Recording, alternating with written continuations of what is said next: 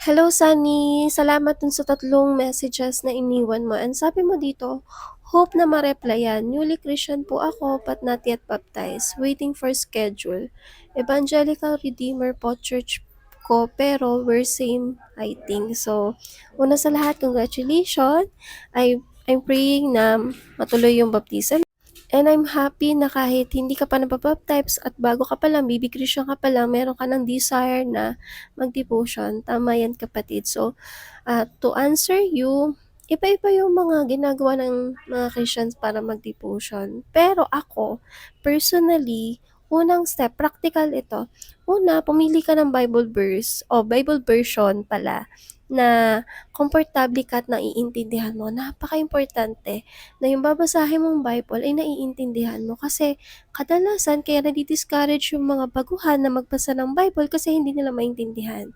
So kung ikaw ay kabataan, sinasuggest ko sa'yo yung NIV, NLT, o yung ang Pinoy Tagalog version. Yun yung binabasa ko lagi dito. Medyo Taglish kasi yun, kaya medyo informal ang dating. Pero perfect yun sa mga Gen Z. So, yun, number 1. Number 2, ipag-pray mo sa Lord na bigyan ka niya ng hunger, ng gutom, ng pagkasabik, ng desire na magbasa ng Bible. At yung magkaroon ng personal relationship sa Kanya, yung ma-enjoy yung presence niya. Kasi nagbabasa tayo ng Bible, hindi lang dahil requirements o utos yun ng Panginoon, kundi dahil gusto natin siyang makilala. Di ba ganun pag may relationship? Di ba? Getting to know each other. Yung para makilala mo yung Lord na pinaglilingkuran mo kung gaano siya kabuti, kung gaano siya kadakila, kung gaano niya tayo kamahal. So, yun yung reason kung bakit dapat tayo magbasa ng Bible on top of to obey His word.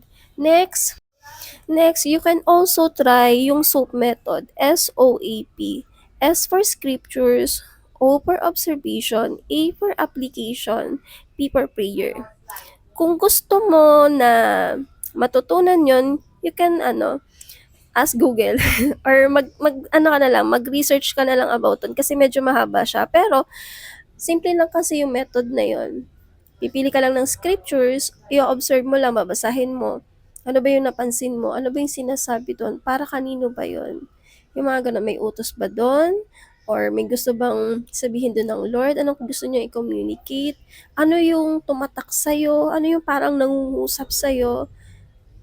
Dito sa application, napakahalaga din yon.